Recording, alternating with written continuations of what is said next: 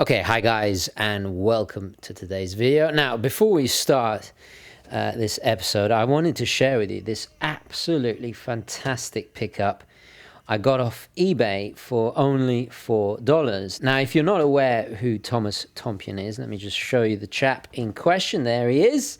He was one of the most prominent English watchmakers of the 17th century, held in highest regard, up there with Harrison, Marge, John Arnold, and Graham as well, George Graham.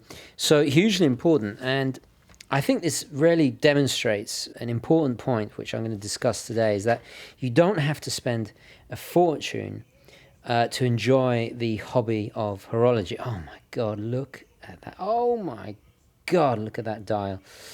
Oh. Now, unfortunately, Tompion clocks are extremely expensive, as you would imagine. But this book, you can, I guess, enjoy it for, or enjoy a little bit of the magic. Oh, there you go. That's probably what he's best known for. These spring, I almost said spring drive, but they're spring clocks. And if we just flick through, maybe we might be able to get a nice color photo. Oh, there we go. Now look at that. So this is olive wood and ebony with gold and beautiful. And this actually had an alarm. So it doesn't cost a fortune to enjoy this hobby. For as little as $10, you can buy an iconic watch. For a couple of hundred, you can get an SKX with a bit of real horological innovation with that fantastic magic lever that was so innovative and clever, but yet deceptively simple, incredibly ingenious. You don't have to spend a fortune to enjoy. I mean, look at this: $4, $10, a couple of $100, and you're really enjoying horology, true horology, appreciation of all things, not just watches. But anyway, guys, I thought I'd start with sharing this beautiful book. Let's roll the intro and get on with today's episode.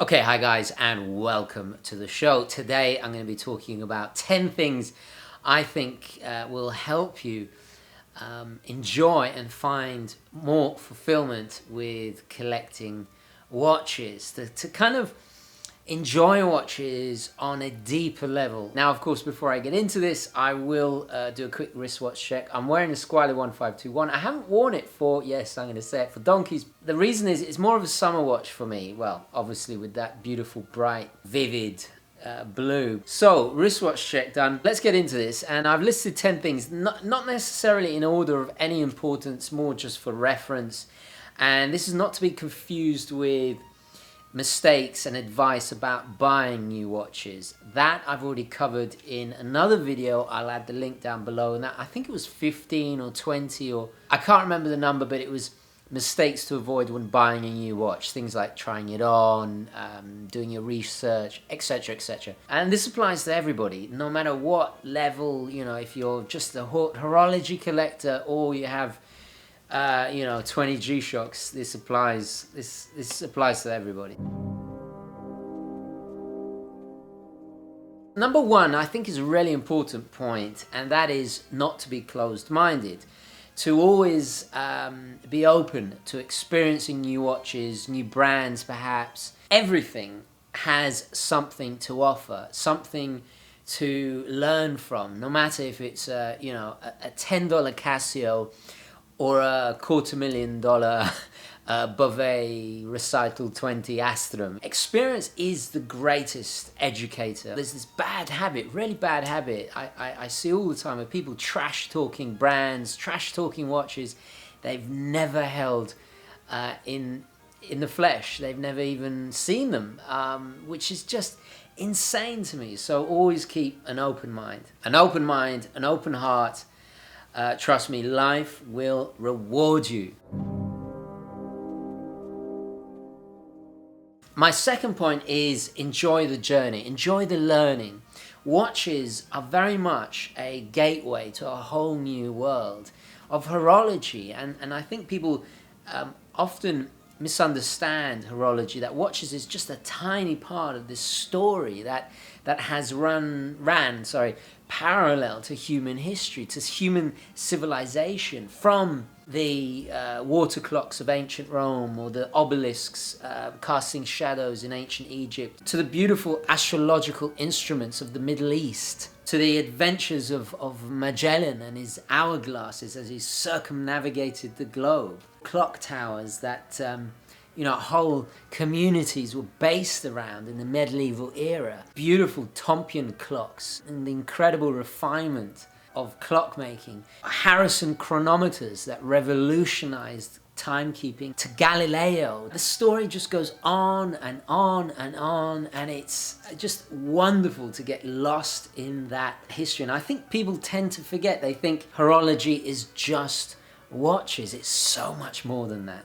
And I think it's also important to keep it, for lack of a better expression, to keep it real. A lot of people tend to get a little bit of knowledge and they suddenly get on their high horse and talk down to people, and that's why I always consider myself a watch enthusiast. I don't consider myself an aficionado. I don't consider, definitely not a guru or anything like that.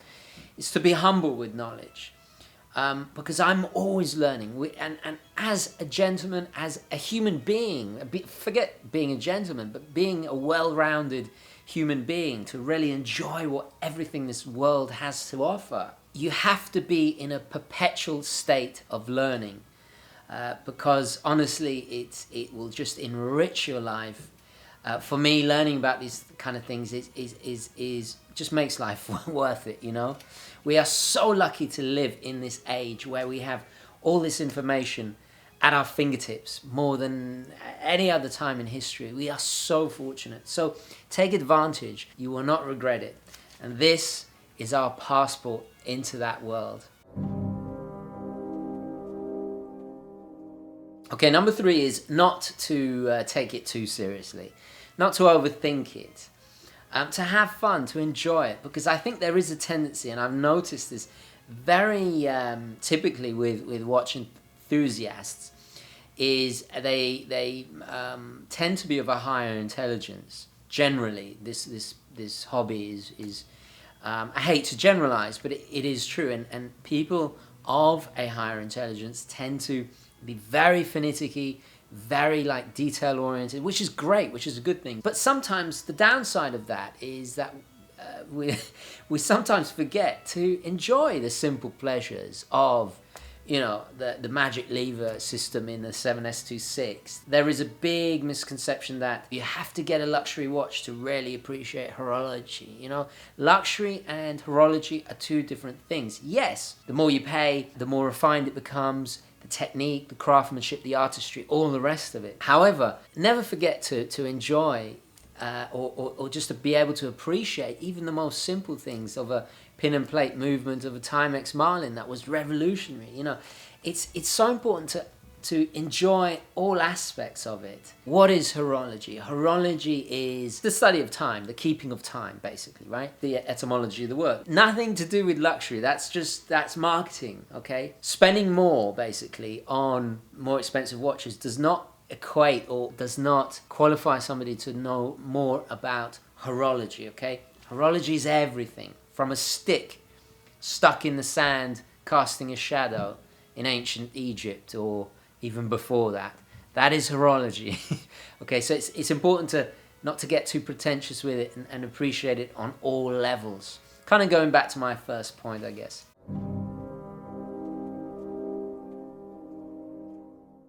Okay, number 4, and this is a great quote, and I saw this on Facebook, and that is to buy what you love and love what you wear. And it's a great phrase because, okay, it's very simple, but it's so true. You've got to enjoy the watch. Don't buy watches to impress other people. Buy watches because you love them. Because at the end of the day, you're wearing them. Embrace what your heart desires. If you like really wacky, crazy designs, go for it.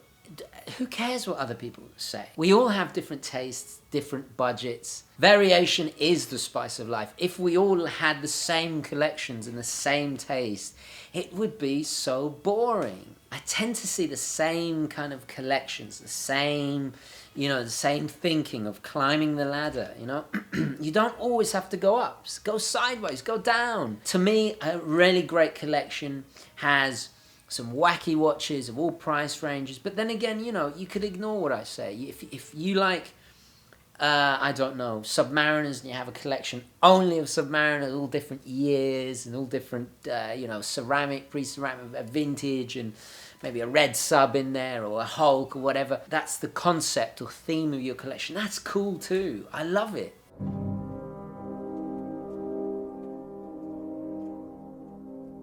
This ties in very, very beautifully into that last point, and that is to always be positive and respectful of other people. And this, extends to all things in life. I know I see this popping up a lot, and I don't know why. Maybe it's just with watches, but people describing other people's choices, oh, that's excrement, in a much cruder, less classy way, right? It's so important, I think, not just to be a gentleman, forget that, as a decent human being, to treat people with respect, with compassion, with to have a moral decency, and extend that to your interactions with people. Because I know the online world can be full of vitriol, negativity and hatred. Don't let the hatred and negativity in. Take solace in the fact that life has a funny way of if they choose to live their life that negatively, they're not going to get anywhere. People like that never ever do. Don't waste your time engaging with them. Don't waste your precious time, your finite time and existence in this wonderful world. When you encounter somebody that's negative or is making fun of you in some particular way over your love for watches, it's because they are deeply unhappy. All of it is projection. Some people just don't like to see other people happy. They have to drag other people down into their own misery. It's weakness, really, if you think about it. And so never forget that, and just rise above it. This is why I'm always generally positive, and of course there are watches I can't stand. Everybody has to start somewhere. They're just not my taste, but I always say it's not my cup of tea, or it's just not my style. If you haven't got anything good to say, it's best not to say anything at all. And I learnt that so late in life. One of my kind of regrets, but I've learnt it now, and it's such a beneficial thing, honestly. And I find my interactions with people so much more healthier and so much more, because it's a two-way thing. And life has got to be like that. Everybody should, if everybody makes a little bit of effort, it can be wondrous. The world could be such a better place.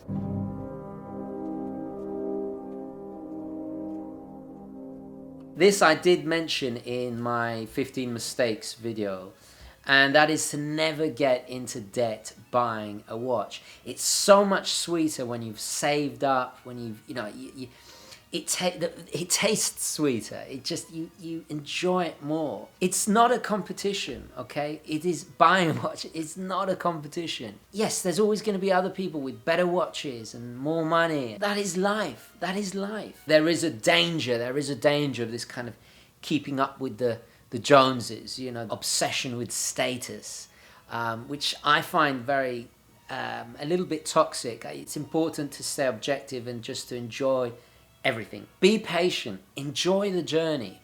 I think we tend to forget about, we're so fixated on the target, or the goal, or the grail, or the final, the final collection. We sometimes forget the enjoyment that we can get while we're going there. I love staying up late and considering, which Speedmaster, which dial, which,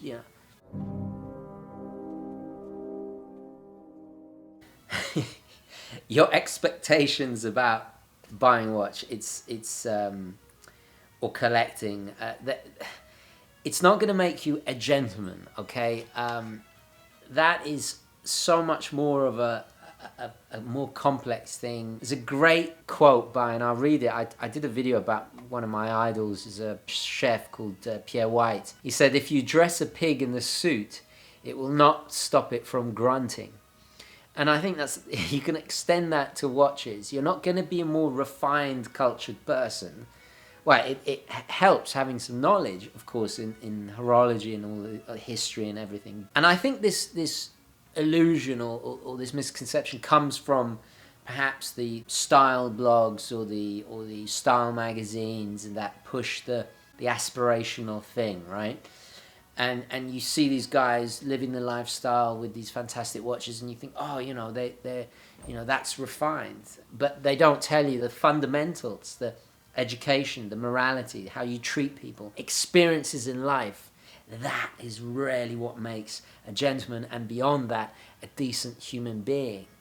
It's the full thing. It's not just one thing. I think people get the wrong idea. So stay humble with your expectations. Stay realistic with the expectations. Just because you sell 20 of your Seikos, you suddenly buy a Reverso, is not going to get you a knighthood. Okay, you're not going to get into Berks Landed Gentry because you suddenly have 15 super high-end watches. No, I mean, you're very lucky, and well done. Unfortunately, the reality of today, that we do live in a very superficial society, which is just, it's a very sad state of affairs, especially when you think behind it there's a corrosion of true moral values, which is really kind of disparaging and rather sad, considering we have so much knowledge, more than anybody has ever had in history, at our fingertips, and the freedom to choose what we want to learn. And anyway, you see where I'm going with this. A watch will not make you classy, okay? It's just like good breeding, or where you went to school, or if you went to Harrow or Eton or wherever. That doesn't make you a classy person. How you treat people, how you behave in life, how your experiences, that is really what is true class, what is pure class. Anybody can become classy. Anybody can be refined from a diamond in the rough to a gentleman, or just a classy human being. I'm sorry if any ladies are watching, but I mean all of you guys.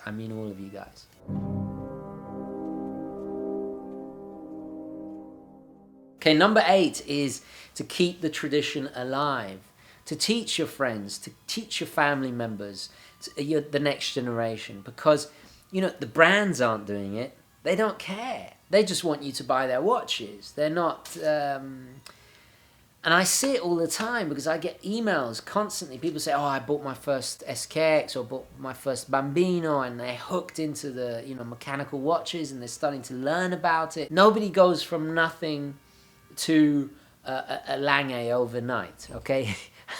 Well, unless you suddenly won the lottery and you had exceedingly good taste, but no. And I'm not saying you have to climb the tiers. It's not about that. What I'm saying, it's about the awareness. It's so important to embrace it and carry on the tradition, because otherwise who's going to be left to enjoy these beautiful things? Never ever underestimate the pleasure of giving. This is what motivates me to do my channel. Every time I hear people have bought their first watch, or especially from the kids in their teens and their early 20s, and they're just getting into it, that inspires me great. You have no idea. It makes my day every time I hear that. That's why I have a channel. I am on a crusade. I'm on a crusade to get as many people to enjoy and have the same amount of fulfillment that these little things have given to me. It's so important. So if we all make a little bit of that effort, it will grow, and it'll be to everybody's benefit. So help each other out with the questions in the comments, help each other out. in the respectful, patient manner that the Gentry is so famous for. Number 9, and it's very, very simple, and I did mention this in the, I think, I can't remember what video, but it is to wear the watches. I really don't like safe queens, and well, I know I keep some of my watches in a bank safe, but that is because for obvious reasons. I rotate them, right? But I do wear all of them at some point. Enjoy the watches. They are supposed to be worn, okay? Life is too short for them just to sit in the safe. Don't worry about scratching them, and that builds character. You know, does my wife love me any less because, you know, I'm covered in scars? No, it's proof of a life lived. But this is not only important in terms of building character. You attach sentimental value to a watch. My Submariner is a prime example. The main reason I didn't sell it, although, you know, you guys know I've been back and forth with this for over a year. The reason I didn't sell it is simply because it's got to the point where I associated it with so many adventures. I just can't. It's become part of me now. A watch, unlike clothes that disintegrate, a watch is going to be with you, if you look after it, for your whole life. And the next generation, when you hand it down, it's something that was on your body.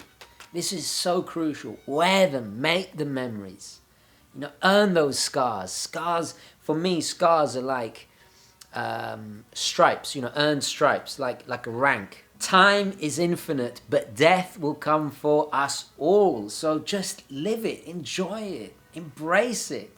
Don't worry about the little dinks and scrapes. I know watch collectors tend to have a little bit of that OCD tendency, not to trivialize real OCD sufferers, because it is a very debilitating affliction, you know. But there is an element of that. Don't baby it. No safe queens here. You're not allowed. Okay. No, I'm joking. But yeah, wear them, please, guys. Wear them. Enjoy them. Okay. Life is so short. Okay. The last point is, don't get angry over watches. It's not worth it. You know, the other day I saw a post on I think it was Facebook, and there was a little angry emoji. They're called emojis, right? The little face that you click on, right? And I was thinking, that's ridiculous. What? Okay, I can understand if they were reacting to somebody getting hurt or upset or blah, blah, and that made you angry. But getting angry over watches is ridiculous. Okay, we are very fortunate. If you're watching this channel, right? You know, it doesn't matter if you own a $50 Timex or a $100,000, I don't know, JLC, right? It does. That means you are in the top, most wealthy of the world. Most of the world is still suffering and starving and dealing with horrendous living conditions. You know, we are the lucky few to enjoy this. So let's get it in perspective. You should never get angry over watches. It's ridiculous, you know, and especially arguing. I don't understand that. We love the same thing. Why are we fighting? When I see somebody enjoying their first watch, no matter if it's an Invicta or a Rolex Air King. I don't know why I'm thinking the Air King. I slightly got it on the mind recently, which is not a good thing, but and you get angry, it's a bad choice, or blah, blah, blah, blah. Who cares? He's enjoying the watch. Make friends, not enemies over watches. It's ridiculous. It is utterly ridiculous. Because ultimately, where does the negativity, where does the anger come from? It's nothing really to do with watches. It's coming in from the outside world. It's bringing in insecurity and weakness and hurt and pain, and kind of offloading it into this passion. I don't mean to be sound like some kind of hippie in the 60s with flowers in my hair, and you know. But come on, where's the love? You know, we love this passion. We love this hobby. let's spread it. Let's because think of the possibilities. We're in such an exciting time. We are, technologically. Okay, yes, I know there's a little bit of hiccups with the traditional market, but a lot of those brands, they need to hit their head on the wall before they actually get their posterior into gear, so to speak. With the advancements that are around the corner, manufacturing wise, I've been to some incredible factories and I've seen what is possible with micro robotics, and this kind of technology is getting cheaper all the time. We're on the cusp of a whole new era of timekeeping. You're just going to get some amazing watches. That's undoubtable. Okay, embrace it and share, please, in the comments below what you love about watches. So I'm going to leave it there. Thank you so much for watching. Please don't forget to like this video if you enjoyed it and found it useful. And as I always say, onwards, upwards. I'll catch you in the next one. Okay, ciao.